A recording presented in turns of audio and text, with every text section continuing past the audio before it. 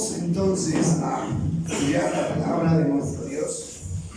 Les decía que parte de la adoración a Dios también es la atención que podamos poner a su palabra. Y iniciamos el domingo anterior un tema, el sábado anterior, un nuevo tema que tiene que ver con la madurez. El tema sobre la madurez. Pues nunca había yo estudiado de una manera profunda el tema de la madurez en la Biblia, pero es un tema sumamente importante, Bueno, encontramos varios textos en la palabra que nos hablan acerca de la importancia de la madurez. La madurez espiritual es una etapa obligada para todos los que han nacido de nuevo, una etapa obligada. La madurez es el estado en que podemos agradar a Dios y también podemos ser usados para sus propósitos. Póngale cuidado a esto. La madurez es el estado en el que podemos agradar a Dios. No se puede agradar a Dios si no hemos madurado. Esa es una de las cosas que tenemos que entender. Segundo, nunca vamos a poder cumplir con los propósitos de Dios a menos que hayamos alcanzado la madurez. El sábado anterior decíamos que una fruta, para que pueda comerse y pueda ser agradable y pueda ser útil, tiene que estar ¿qué? Madura. ¿Cierto que sí? Tiene que estar madura. También decíamos que nosotros como seres humanos, los animales, los vegetales, todo ser vivo, tiene que alcanzar la madurez para poder reproducirse, para poder dar fruto. Miren la importancia de la madurez. ¿Ha pensado usted en esto alguna vez? ¿Ha pensado usted si usted es una persona madura o le falta para alcanzar la madurez? Bueno, la reflexión de la palabra está para llevarnos a conocer nuestra realidad frente a este tema. Vamos a mirar 1 Corintios capítulo 13, versículo 11. 1 Corintios capítulo 13, versículo 11. Y en esta versión se lee así: cuando yo era niño, dice Pablo, hablaba, pensaba y razonaba como un niño, pero cuando crecí dejé atrás las cosas de niño. Miremos bien lo que dice Pablo. Él no está hablando de la parte física, obviamente, está hablando de la parte espiritual. Cuando yo era, está hablando de tiempo que pasado, pero ahora que soy, está hablando de tiempo presente. Todos los seres vivos tienen que someterse a un proceso. Ustedes saben eso, ¿no? Todo ser vivo nace, crece, se reproduce y muere. Esa es la ley, esos son los ciclos de todo ser vivo. Es normal ser niño. Y los niños, en su etapa de infancia, tienen algunas características en su conducta. Los niños son demasiado confiables, Los niños son ingenuos. Los niños son fáciles de engañar. Los niños son vulnerables. Por eso hay que cuidar a los niños, ¿no? Pero un niño no se queda toda la vida siendo niño. Eso no sería normal.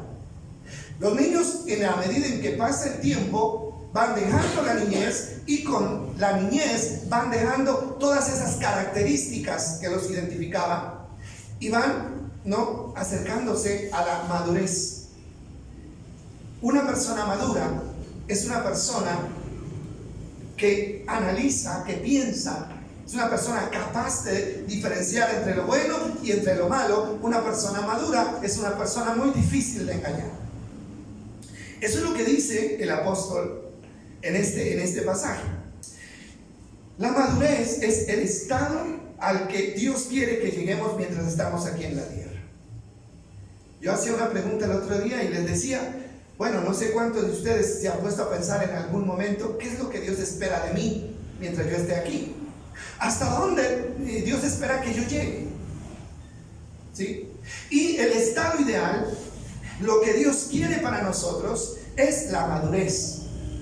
Y la madurez es equivalente a perfección. Cuando la Biblia habla de perfección, no habla de 0 pecados, habla de madurez, porque la madurez es perfección, según la Biblia. Ahora, para que nosotros como creyentes alcancemos la madurez, Dios estableció, ¿no?, que sería a través de unos ministerios que Dios entrega. Y vamos a mirar esto en Efesios capítulo 4, versículo 11, por favor. Efesios capítulo 4, versículo 11. Ahí vamos a leer a quienes Dios encargó para este ministerio. Mire lo que dice el apóstol Pablo. Ahora bien, Cristo dio los siguientes dones a la iglesia: los apóstoles, los profetas, los evangelistas y los pastores y los maestros.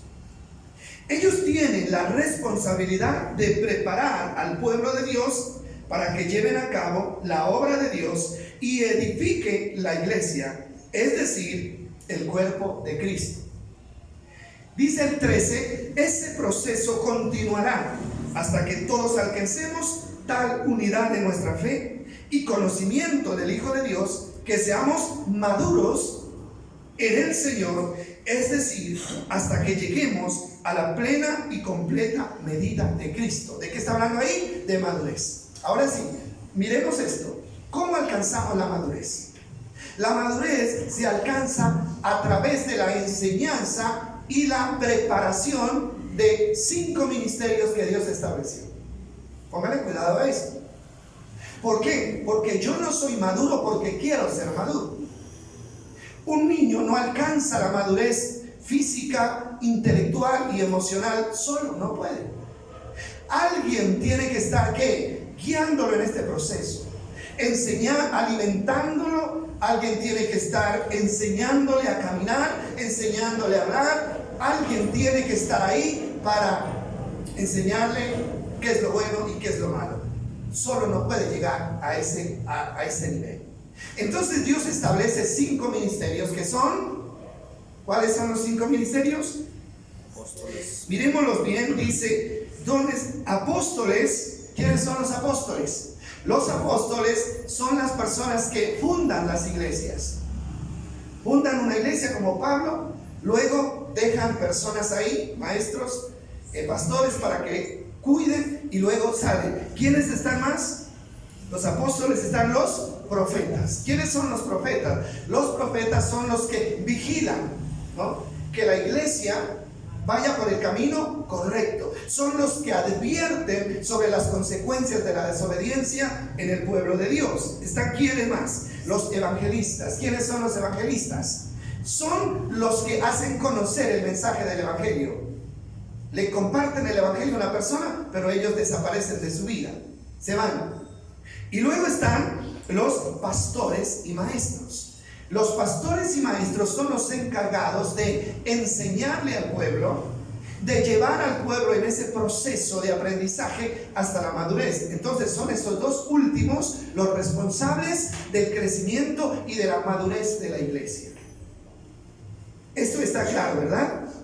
Bueno, entonces eso es lo que dice el libro de los Efesios. ¿Hasta cuándo? Ese proceso continuará hasta que todos alcancemos tal unidad de fe y conocimiento del Hijo de Dios, que seamos maduros en el Señor. ¿Qué significa ser maduro en el Señor? Significa hasta que lleguemos a la plena y completa medida ¿de quién? De Cristo.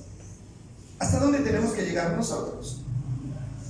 Entonces, aquí hay 3 objetivos que tienen que cumplir los maestros y los pastores. Primero es la unidad de la fe.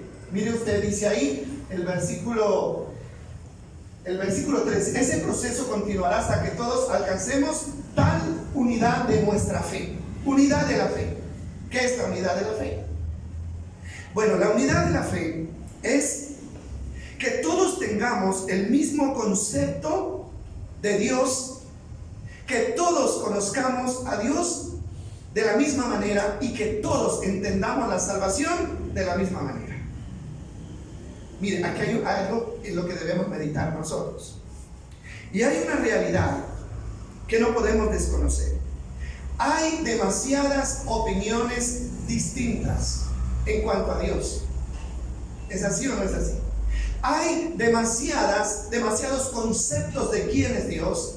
Hay demasiados conceptos de cómo alcanzar la salvación. Demasiados, miles de conceptos que se contradicen los unos a los otros. Si usted va a una congregación, allá le pueden enseñar que para alcanzar la salvación usted tiene que hacer esto, esto y esto y esto. Usted va a otra congregación y allá le dicen, no, eso no es lo que hay que hacer, lo que hay que hacer es esto, esto y esto y esto. ¿Qué está pasando ahí? Hay una contradicción en cuanto al concepto de quién es Dios y de cómo alcanzar la salvación. Ahora, ¿por qué está pasando esto? ¿Se ha preguntado usted alguna vez por qué está pasando esto? Mira, esto es responsabilidad de quiénes, de los pastores y de los maestros. Tenemos que reconocer esto. Las personas que están al frente de la congregación enseñando la Biblia son responsables de esta realidad. Ahora, si existe esta contradicción, si existen tantas opiniones, si existen tantos caminos para llegar a Dios, ¿qué significa esto? Que no todos los que están enseñando hoy son guiados por Dios, son enviados por Dios. Esa es la respuesta. No todo el que se para en un púlpito a enseñar la Biblia, no todo el que va de casa en casa, no todo el que arma un grupo cristiano está enviado por Dios, está respaldado por el Espíritu Santo. ¿Quiénes son los que están realmente enviados por Dios y respaldados por el Espíritu Santo? Los que en su enseñanza y predicación buscan la unidad ¿de qué? De la fe. No son los que fomentan la división. Esas personas que fomentan la división, esas personas que están fraccionando la iglesia de Cristo, esas personas que están poniendo a los unos en contra de los otros, esas personas no tienen la guía del Espíritu Santo, porque no es conforme a lo que Dios ha establecido. No sé si están de acuerdo conmigo. Esa es la realidad. Esa es la realidad. ¿Sabe una cosa? A nosotros nos tocó vivir la época más peligrosa en cuanto al engaño en la enseñanza bíblica. Jesús lo dijo, en los últimos tiempos vendrán ¿qué? Engañadores. Vendrán falsos pastores, falsos cristos, falsos maestros para engañar a muchas personas. Nos tocó vivir esa época. Mire, usted prende la televisión o se conecta con las redes y usted encuentra tantas barbaridades con respecto a Dios que usted queda sorprendido. ¿Sí? Queda sorprendido. Ustedes recuerdan una organización que tuvo mucho auge algunos tiempos atrás que se llamaba Creciendo en Gracia, ¿la recuerdan? ¿Sí? Todavía está. ¿Perdón? Esa es otra. Ahora, miren una cosa. Creciendo en Gracia estaba dirigida por no me acuerdo el nombre de este señor, pero él decía, se llamaba Jesús precisamente, decía que era el Mesías encarnado, Jesús Miranda, el Jesús encarnado, y a muchas personas les hizo creer que él era Dios, y muchos se doblegaron delante de él. Pero lo que me sorprende ahora, este señor murió de cáncer hace algunos días, desapareció de la escena. Dijeron que Dios había venido y se lo llevaba en cuerpo y alma, pero la realidad fue que el hombre murió de cáncer. Pero ahora sale la esposa a decir que ella es el Verbo encarnado. La esposa, en estos días estaba mirando yo ahora, ¿por qué tanta cosa absurda? Estamos viviendo los últimos tiempos y usted va a seguir viendo cosas que ni siquiera se va a imaginar.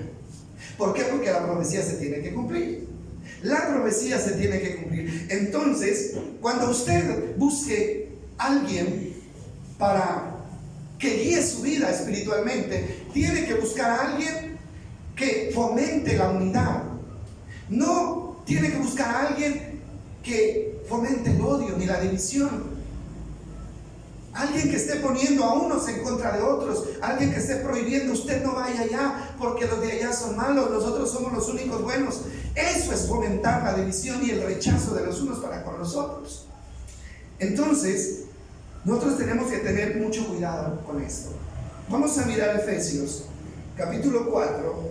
Ahí tenemos los textos proyectados para que ustedes los puedan leer. Efesios, capítulo 4, versículo 1. Y miren, este es el texto anterior de lo que estamos leyendo. Tiene que ver con el mismo tema. Y miren lo que le dice el apóstol Pablo a los Efesios. Dice: por tanto, yo prisionero por servir al Señor, Pablo estaba en la cárcel ya por predicar el Evangelio, les suplico que lleven una vida digna del llamado que han recibido de Dios, porque en verdad han sido ustedes llamados. Sean siempre humildes, sean siempre amables, sean pacientes unos con otros y tolérense las faltas por amor. Hagan todo lo posible por mantenerse unidos en el Espíritu y enlazados mediante la paz.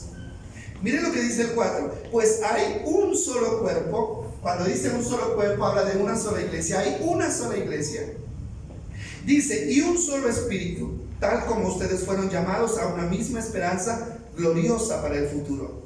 Hay un solo Señor, una sola fe, un solo bautismo, un solo Dios y Padre de todos, quien es sobre todos y en todos y vive por medio de todos. ¿Qué está diciendo acá?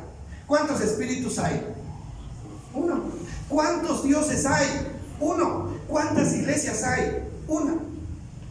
Ahora, si hay un solo espíritu y el espíritu es el que revela la palabra y es el que ilumina a los maestros y a los pastores, entonces ¿por qué hay tanta diferencia en las enseñanzas? ¿Por qué? Porque no todos son guiados por el Espíritu. Hay mucha gente que simplemente toma el Evangelio como una profesión, ¿sí? Hay algunos dicen: es que ser pastor o ser cura o lo que sea, eso da mucha plata. Entonces venga, tienen poder de oratoria, tienen capacidad de convencimiento y ahí están, pero nunca fueron puestos por Dios como pastores o como maestros. Por eso vienen a dañar la fe. Entonces hay un solo espíritu, hay un solo Dios, hay una sola fe, hay una sola esperanza, y la iglesia es una sola. Es una sola. Pero ¿cuántas iglesias hoy hay en el mundo? Hasta que yo me di cuenta había más de 3.500 diferentes, ¿no? Más de 3.500. Más de 5.000 iglesias diferentes, y la una predica una cosa y la otra predica otra, y la una ataca a la una y la una ataca a la otra. Entonces estamos en una situación muy complicada. Una sola iglesia. ¿Cuál es la verdadera iglesia? ¿Esta? No. Yo no puedo decir que esta sea la verdadera iglesia y descartar a los demás. Nosotros somos parte de una iglesia que está diseminada en todo el universo. Somos parte de la iglesia universal, ¿sí? Y eso era lo que pasaba en los tiempos bíblicos, ¿cierto? Por ejemplo, en los tiempos bíblicos nunca se le puso nombre a una iglesia. Usted no encuentra que en la Biblia haya un nombre para una iglesia. Por ejemplo, en la Biblia se encuentra la iglesia de los Corintios, la iglesia de los Efesios, la iglesia de los Gálatas. ¿A qué se refiere? Se refiere al sitio donde está ubicada la iglesia, ¿no? Aquí tendríamos que decir nosotros, la iglesia ¿de dónde? De la unión, ¿cierto? ¿Y quiénes conformaban la iglesia de la unión? Todos aquellos que han creído en Cristo debían conformar la única iglesia que debía existir en la unión. Pero ¿cuántas iglesias hay en la unión? Pueblo pequeño. Hay demasiadas iglesias en la unión. Entonces estamos mal en este sentido. ¿Y quiénes son los responsables? Personas que están enseñando no para mantener la unidad de la iglesia, sino para destruir la unidad. Y ahí está el peligro. ¿Qué dice 1 Corintios 1:13 de cuál es la iglesia? Mire, la iglesia no tiene nombre. La iglesia no tiene nombre. Es simplemente la iglesia universal de Cristo. Este pasaje de 1 Corintios 1:1 dice así.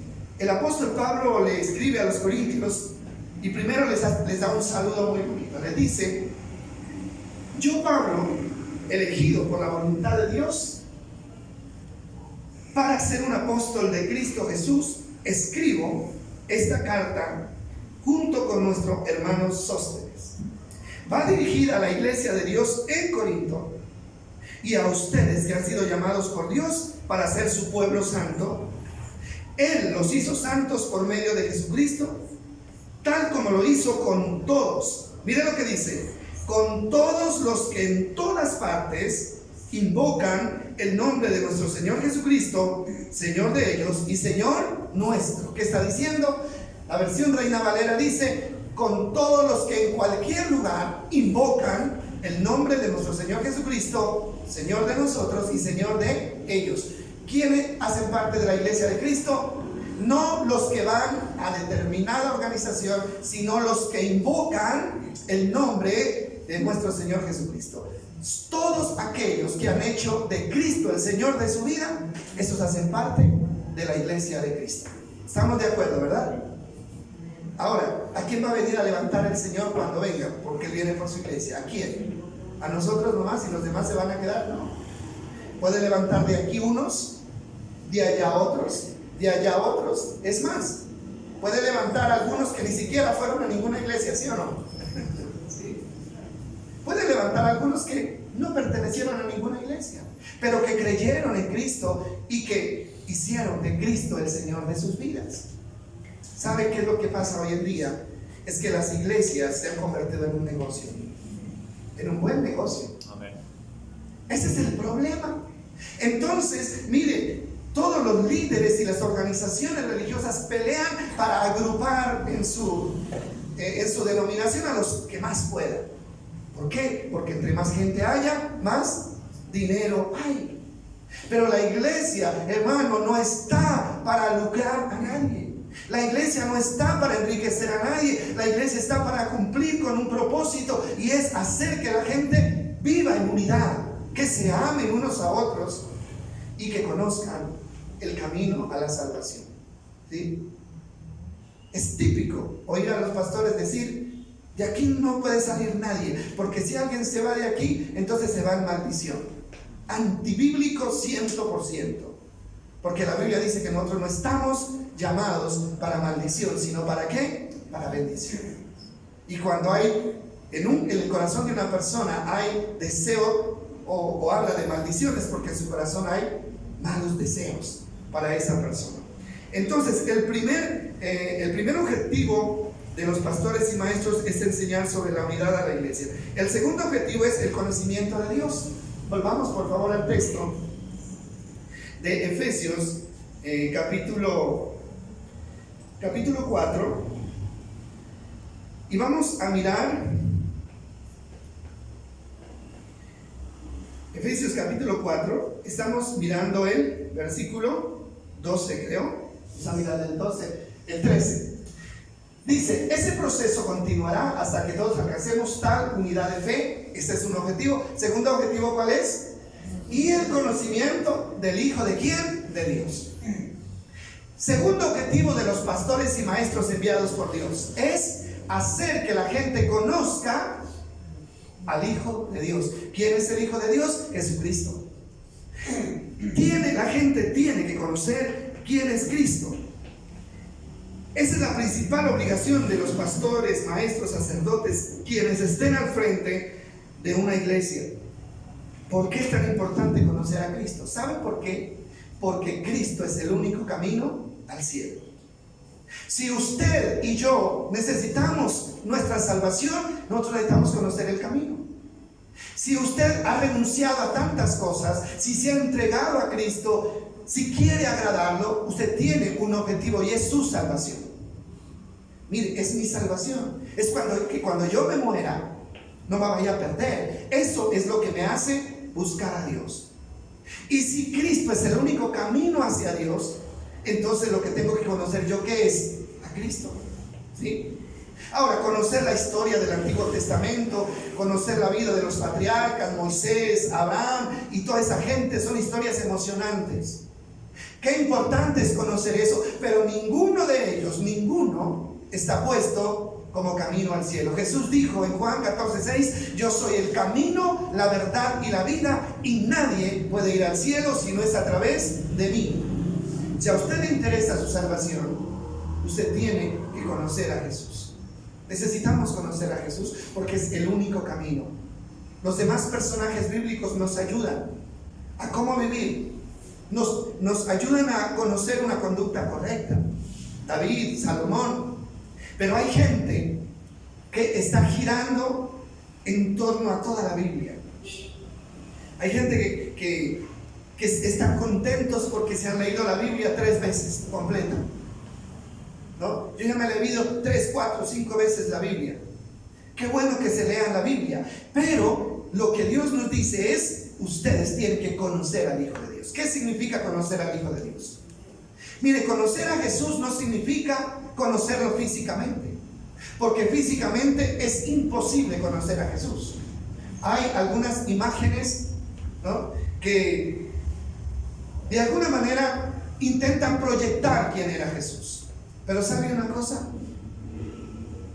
Bíblicamente y científicamente no existe ni un solo registro que hable acerca de la imagen física de Jesús. No existe. Porque en el tiempo de Jesús no había manera de registrar ninguna imagen. No habían cámaras fotográficas, no había absolutamente nada. Entonces, cuando la Biblia habla de conocer a Jesús, habla de conocer su voluntad, habla de conocer su deseo, habla de conocer su doctrina. Cuando usted conoce la doctrina de Cristo, ¿conoce a quién? A Cristo. Y las imágenes que existen hoy de Cristo, sí, pueden ser muy bonitas, pueden estar hechas para de pronto transmitir mucha paz, pero no es suficiente. Usted tiene que conocer quién es Dios, y quién es Él, y quién es Cristo. Ahora, lamentablemente, la mayoría de los maestros no están enfocados en hacerle conocer a la iglesia quién es Cristo. No están enfocados ahí. Están enfocados en que conozcan la vida de los patriarcas, de cómo se enriquecieron, de cómo fueron hombres famosos, fueron hombres poderosos, pero a nosotros no nos interesa saber eso. ¿Por qué? Porque nuestro objetivo es ir ¿a dónde? Al cielo. ¿Sí me hago entender? Es ir al cielo. Entonces, cuando un ministro, un pastor, un maestro no se enfoca en darle a conocer a la gente quién es Cristo, está fallando en su propósito de edificar a la iglesia. No los está edificando. Ahora, el último objetivo es lograr que la gente llegue a la madurez. ¿Cómo la gente llega a la madurez? El versículo 13 dice: después de conocer al Hijo de Dios, dice, seremos ¿qué? Maduros, oiga bien, maduros en el Señor. Es decir, hasta que todos lleguemos a la plena y completa medida ¿de quién? De Cristo. ¿Cómo se llega a la medida de Cristo? ¿Sabe cómo se llega a la medida de Cristo? A través del conocimiento del Hijo de Dios. Eso es muy importante. Y la unidad de la fe es una característica ¿de quién? De los que han crecido. Una persona que ha madurado es una persona que jamás se va a ir en contra de nadie. Es una persona que sabe lo que tiene, que sabe lo que quiere y que sabe qué es lo bueno y qué es lo malo. Entonces, aquí hay algo importante. Mire que las personas creen que nosotros nunca podemos parecernos a Jesús. Yo no sé si usted es uno de los que cree eso, pero no es así. En la Biblia encontramos un desafío directo, y el desafío es: ustedes tienen que llegar a ser como fue ¿quién? Cristo. Imagínese usted ese desafío. ¿Eso dónde está? Lo miramos en 1 de Juan 2:6. Léalo allí, búsquelo si tiene su Biblia. 1 de Juan, capítulo 2, versículo 6. Mire atentamente lo que nos dice la palabra en ese texto. Y ahí está hablando Juan, el evangelista Juan, que conoció a Jesús muy de cerca. Y dice este texto de 1 de Juan, capítulo 2, versículo 6. Tenemos que busquemos ahí. Dice: los que dicen que viven en Dios, la palabra viven en Dios es están con Dios, deben vivir como ¿quién? ¿Cómo dice? Como Jesús vivió. Póngale cuidado a eso. Si yo digo que conozco a Dios y que estoy con Dios, debo vivir como Jesús vivió. Ahora, ¿usted sabe cómo vivió Jesús? Todos sabemos cómo vivió Jesús. Bueno, en parte, ¿no? Tenemos claro cómo nació. Eso lo tenemos claro. Él nació por obra del Espíritu Santo. El Espíritu Santo engendró en el vientre de María. Luego nace, ¿no es cierto? Y hay un registro histórico de Jesús hasta que tenía más o menos 3 años, que fue cuando Herodes decidió perseguirlo para matarlo. ¿Recuerdan eso, no? Dice el último dato que María y José huyeron a Egipto para librar la vida del niño. Hasta ahí hay registro. Luego pasan, a ver, de 3 a 12 años, ¿cuántos pasan? 9 años, ¿cierto? 9 años no se sabe nada de Jesús, nada. A los 12 años de edad hay un nuevo registro de la vida de Jesús, y es cuando encuentran a Jesús hablando con los principales sacerdotes, que se llama, ¿cómo es que se llama esto? Bueno, Jesús en el templo, ¿no? Dice que él tenía 12 años y se le perdió la pérdida y hallazgo de Jesús en el templo. Se perdió en una fiesta, y dice que después de haberlo buscado 3 días lo encontraron, y él estaba, dice, discutiendo con los escribas y fariseos acerca de las escrituras. Luego vuelve a desaparecer. No hay más registro de Jesús. Nadie puede mostrar en la Biblia un registro de Jesús de los 12 a los 30 años. ¿Cuántos hay de los 12 a los 30? 18 años. 18 años. Imagínense, 18 años no hay registro de la vida de Jesús. Hay algunas referencias que nos pueden hacer entender que Jesús fue el mayor de la familia de José y María. Y que José muere, José, el padre de Jesús, muere joven, y Jesús se encarga de la familia y asume, digamos así, la misma profesión de su padre, que era carpintero. Ahora, a los 30 años aparece de nuevo Jesús. Aparece para ser ¿qué? Bautizado por Juan el Bautista, y comienza su ministerio. ¿Cuánto dura el ministerio de Jesús? 3 años. Ahora, ¿qué es lo que necesitamos entender y conocer de Jesús?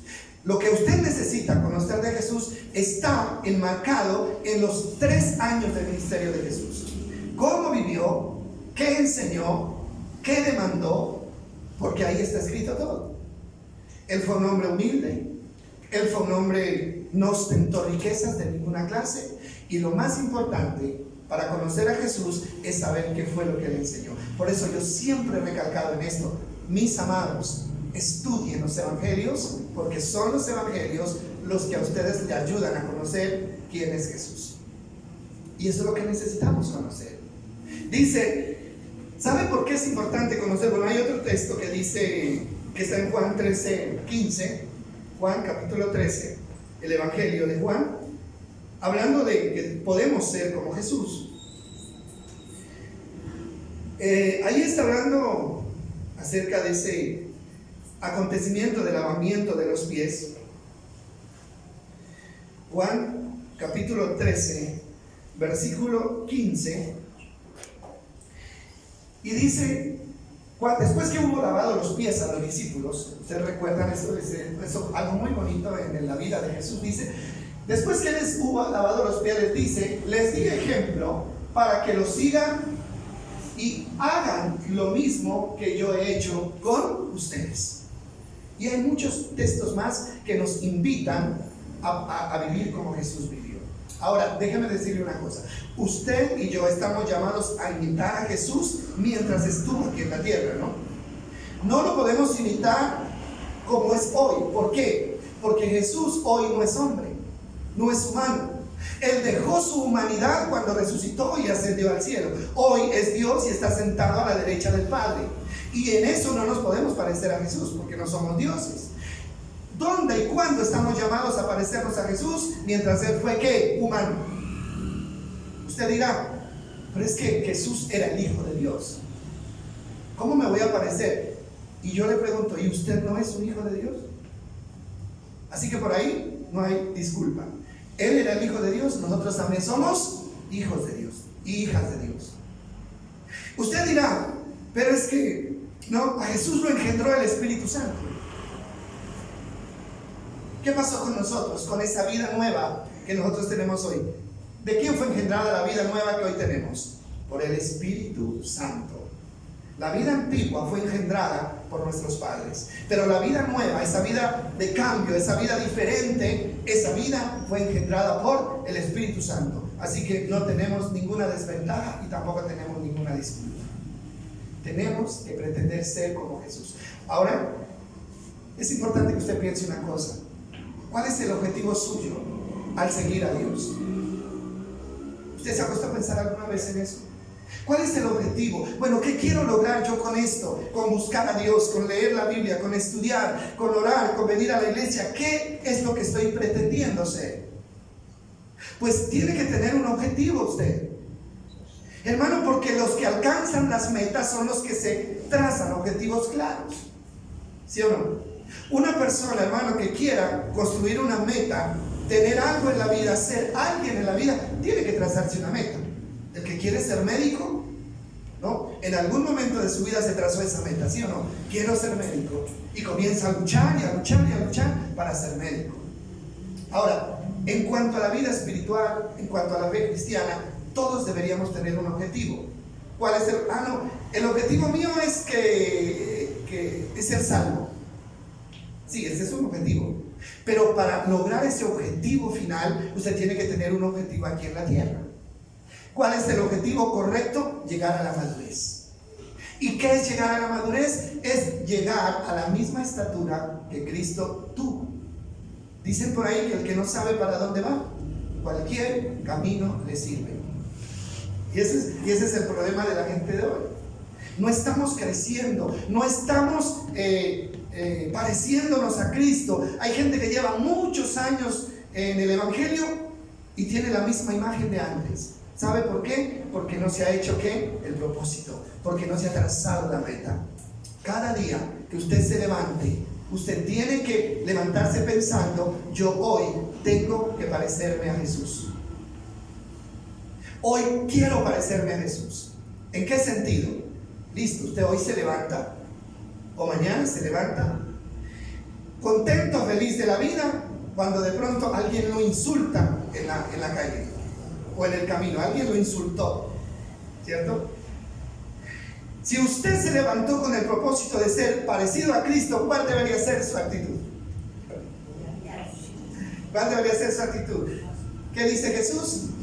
Deben ustedes bendecir a los que los maldicen. Ustedes deben pedir por los que los persiguen. Y deben amar a los que los aborrecen. ¿Cierto? Entonces ahí tenemos la oportunidad de parecernos a Cristo o parecernos al otro, al enemigo. Tiene dos opciones usted: o sigue siendo usted y responde con las mismas ofensas, con las mismas amenazas, o decide parecerse a Cristo poniendo ¿qué? La otra mejilla. Si alguien te golpea en la mejilla derecha, colócale también la otra. Duro, ¿verdad? Pero ese es el precio de parecerse ¿a quién? A Cristo. Ese es el precio de parecerse a Cristo. Hermano, y esto es cuestión de disciplina, esto es un proceso, ¿sí? Si usted dice: bueno, yo voy a ser bueno, yo quiero ser bueno, yo hoy me levanto siendo bueno, no va a poder ser bueno porque no tiene un objetivo claro. Pero si usted se levanta diciendo: yo me voy a parecer a Cristo y voy a amar como Cristo, entonces tiene algo claro y definido en su vida y es posible que usted lo logre. ¿Amén? Es posible que lo logre, pero es cuestión de mentalizarse. Todos los días tenemos que estar mentalizados. Una cosa más, y es: nadie puede parecerse a alguien que no conoce. ¿O sí? Si usted se quiere parecer a alguien, primero tiene que conocer a esa persona. Tiene que pegársele a él. Tiene que, como hicieron los discípulos con Jesús. ¿Por qué creen ustedes que Jesús llamó a los discípulos y se adueñó de la vida de ellos? ¿Por qué creen? Los discípulos dejaron todo, eso dice la Biblia, ¿no? Dice que dejándolo todo, lo siguieron. Y los discípulos durante 3 años caminaron con Jesús, durmieron con Jesús, comieron con Jesús, estuvieron 24/7 con Jesús. ¿Por qué? ¿Sabe por qué? Porque Él necesitaba que ellos lo conocieran para que luego ellos se parecieran a Cristo. El enemigo no quiere que nosotros conozcamos a Jesús. No quiere. Porque Él sabe que si nosotros conocemos a Jesús, tendremos la imagen clara y segura, ¿no?, para imitar. Por eso el enemigo, Él nos presenta tantas cosas.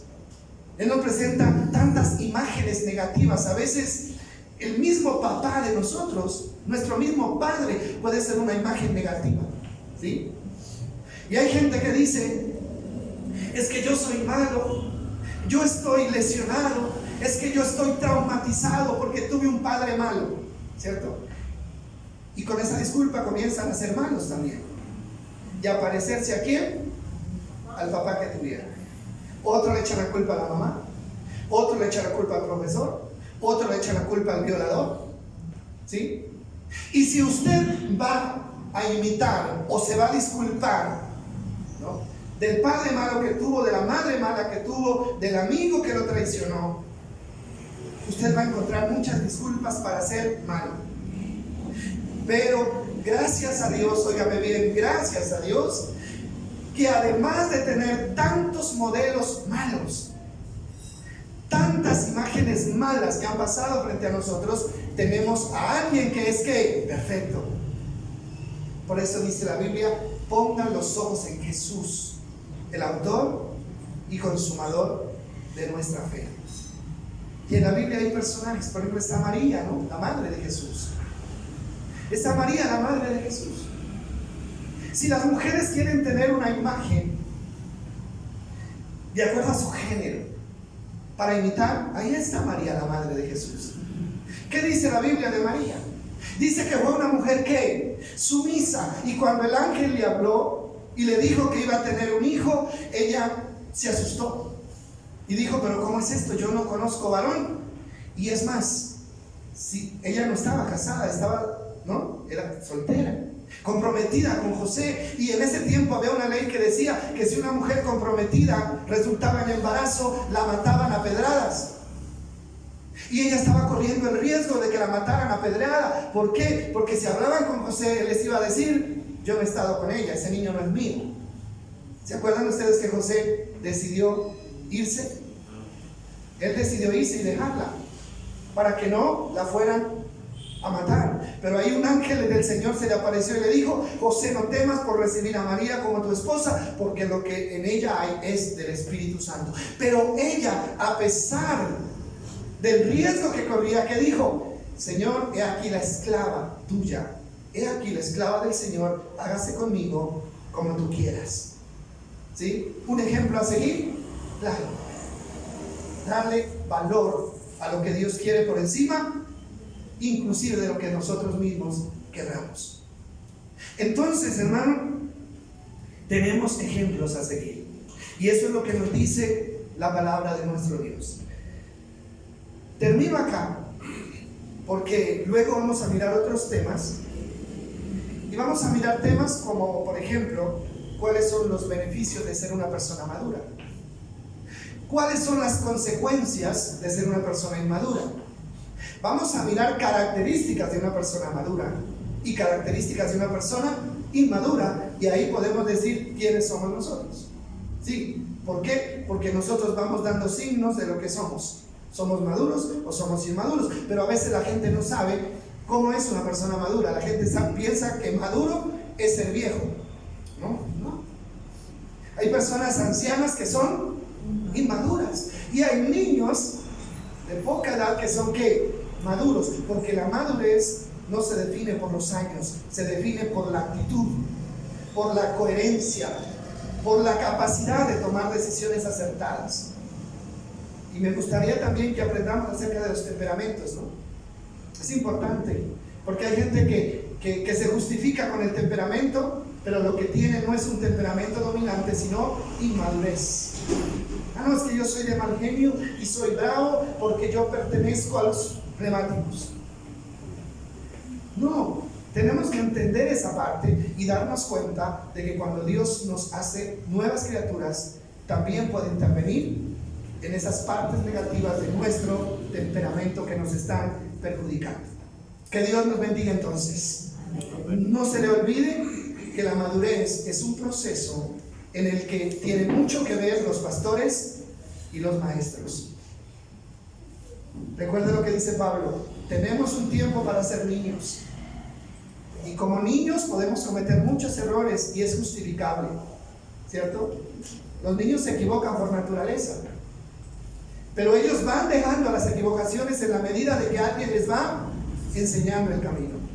Nosotros, cuando recién conocemos a Cristo, es lógico que cometamos errores, pero no podemos vivir toda la vida siendo como niños. Tarde o temprano tenemos que empezar a parecernos a nuestro Maestro por excelencia, que es Cristo Jesús. Incline su rostro un momento y dele gracias a Dios por la palabra. Señor, queremos agradecerte en esta mañana, porque tú eres nuestro Maestro por excelencia. Gracias por vivir entre la humanidad durante 33 años. Gracias por dejarnos en ti un modelo a seguir. Porque vivimos en un mundo lleno de modelos negativos, llenos de personas que quieren hacerse imitar, pero que están lejos de ti. Señor, queremos poner nuestra mirada en ti. Queremos aprender a conocerte cada día más. Queremos aprender, Señor, a vivir como tú viviste. Espíritu Santo, tú fuiste enviado para darnos la fuerza que necesitamos para poder lograrlo. Gracias por mis hermanos. Gracias por las personas que están aquí esta mañana. Gracias por el respeto hacia tu palabra y por el interés que tienen de aprender acerca de ti. Te ruego que nos bendigas esta mañana y que al salir de aquí, Señor, alimentados y fortalecidos, podamos encontrar paz y tranquilidad para nuestra alma, podamos tener herramientas para ir en contra del engaño y en contra del enemigo. En el nombre de Jesús, amén y amén.